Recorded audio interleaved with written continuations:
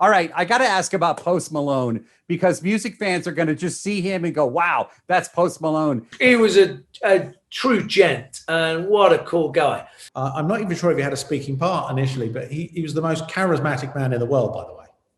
I mean, he's alarmingly charismatic. It's a 10 grand drop. You should have been back 5 minutes ago. They're serious. Leave this to me. Jason Statham, how are you, sir? Very good, Dave. Last time you and I were talking, we were on a London rooftop, and you walked in on my interview with Idris Elba. It was hilarious. We showed it. Everybody was laughing. Dude, that was so awesome. Good to see you again.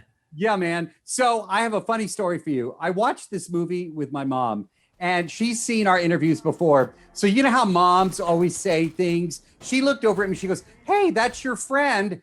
Why is he fighting with everybody? And I just started laughing because that actually made me think of my first question for you today. The adrenaline. Is that what pulls you into roles like this? This movie is awesome, dude. I do gravitate to these sort of films. They're the types of films that I like to watch. If more so if I'm not in them. I prefer that movies that I'm not in most of the time. But this is the type of film that I always enjoy. It's quite a clever way that they reveal what's going on. I love heist movies. I love revenge movies. You get a dose of both of those things.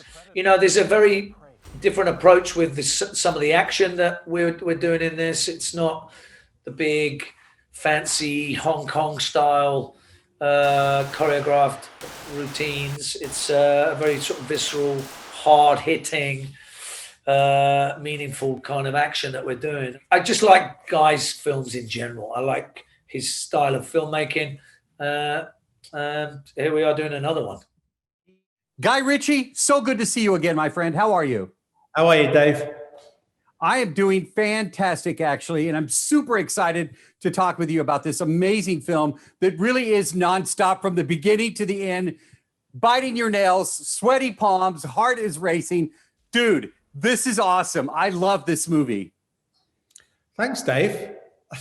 But I want to start from the beginning. And the first thing that I thought of was the title, The Wrath of Man. What can you tell me about what that title means in reference to this film? Well, hopefully quite a lot.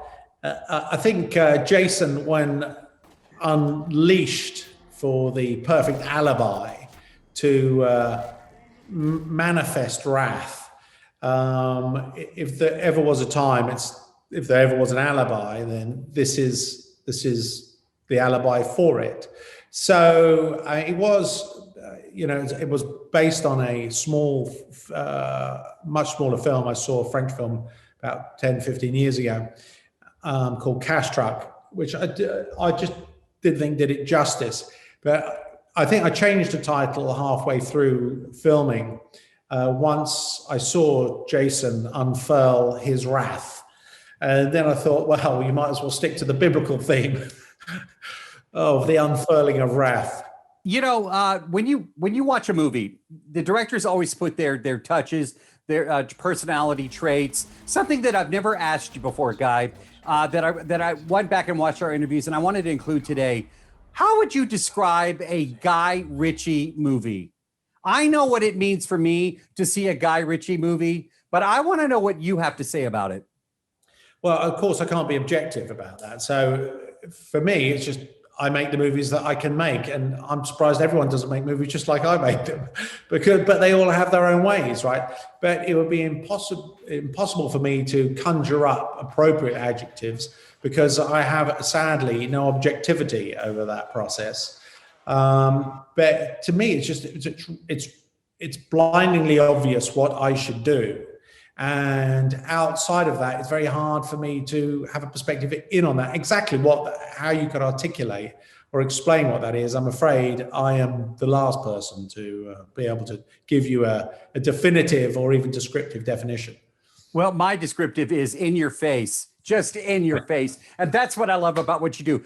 All right, I got to ask about Post Malone because music fans are going to just see him and go, wow, that's Post Malone. Did he ask you for any acting advice? Nah, not at all. He just said, I can't wait for you to shoot me in the head, man. And I would imagine that he's going around taking selfies with everybody. You know, he was a true gent, and what a cool guy. I swear, he was just had such a friendly vibe about him. You know, we had such a laugh on the day. It was quite a short end to our little on-screen stuff, but it was a privilege to work with him. I love him, and I think it's. I hope he's happy to come and do another one. We'll keep him alive next time. One day, Post turned up, and I'm not even sure if he had a speaking part initially, but he was the most charismatic man in the world, by the way. I mean, he's alarmingly charismatic. And as soon as he turned up on the day, we sort of pumped up his role because of his charisma. It wasn't until afterwards that I found out what a big deal Post Malone is, by the way. That's funny. I'm probably older than your mum. No, you're not. No, you're not. And hope mom's not watching. No, I got to be real careful on that one, guy. Dude, a lot of rumors that maybe Deckard Shaw comes to visit us in Houston, Texas. You don't have to say anything, but I just heard a rumor, and I'll leave it at that. Okay. I love it, my man. Listen, you take care. Fantastic work, and always good to see you. And next time it'll be in person, I promise. Okay, Dave. All right, brother. Take care.